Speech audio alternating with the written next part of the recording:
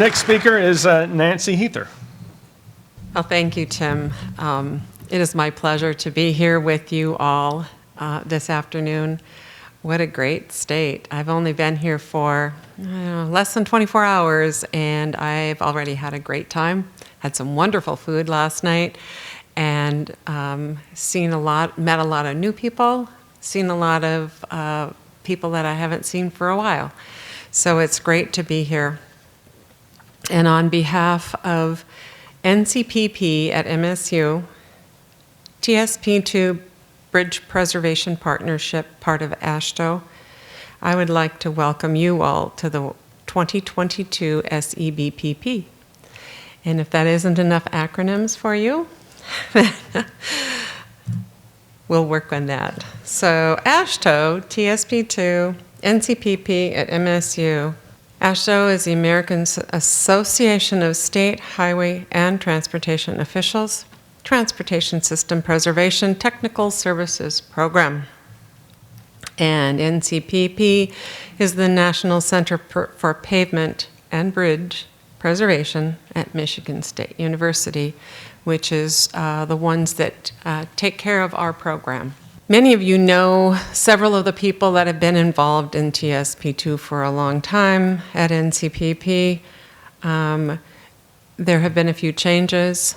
Bouzid Shuban is our new director. He has been here for just about a year. I am newer than that. I have been here for a little over 6 months. And Chris Keegan, who many of you may know, has actually been here since, I put 2019. It is actually January of 2020. But there's been a few changes, but there's many things that remain the same. Things change, but many stay the same. And we can make some changes a little bit in our improvements about how we do things and what we do. So overview, we have the 4 partnerships. We have monthly teleconference meetings where we have our business and some technical presentations. We have annual regional meetings, and we have a national meeting about every 4 years. COVID, it's going to be closer to 6, but that's the way that happens sometimes.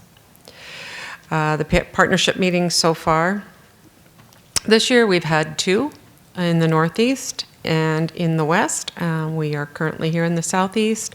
We'll have one more in Kentucky, the Midwest, in October. Next year, our Southeast meeting is planned for Georgia, and I believe it will be in April, but it will be in the spring. And the little green dots on the map are the meetings in the other partnerships for the next year. I kind of threw that in there because this year they're pretty heavily, skewed to the east, but that isn't always the case. It's just coincidence this year. So next year they're more spread out. We're currently planning for the 2024 partnership meeting. Really excited about that. We were looking at some potential venues, but have not come up with a final venue yet. We have a number of working groups. I'm not going to go into these right now, but we will talk about them a little bit more. The only one that I'm going to talk about, and these are all on the website too if you want more information, but we have an Outreach and Communication National Working Group that this is a QR code if you are interested and are not already following the LinkedIn page for the Preservation Partnership. You can scan that code. You should be able to do it. You could try it with your phone now. I don't know for sure if it'll work or not, but we're trying to be more actively sharing on our LinkedIn page so that we can get the word out about preservation, preservation happenings, different things that are going on related to that. And if you have anything that you think is interesting that you think should be posted there, let me know. You can send me an email, share it with me, or send it to NCPP, and we'll make sure that we can get it on the site. We also have a TSP2 Bridge Preservation blog, which is a very interesting blog that we publish about every few months, and there's some great conversations in there. Here's our website. Tim was just talking about that. If you missed it, you can also try this QR code and see if you can get that one to work. Give you a quick link to the agenda and other information about the meetings. There's a number of other great topics on the website.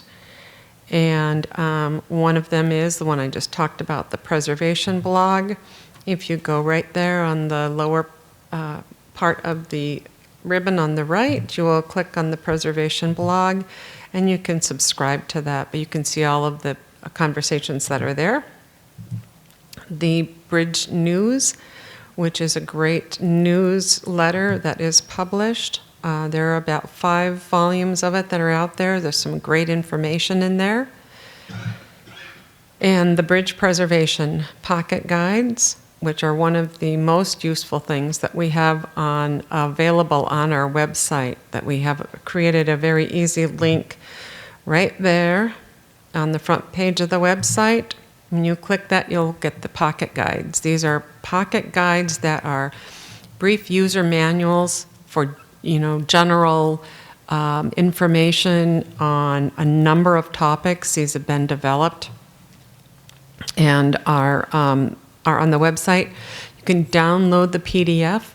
You can also, when you click on the guide,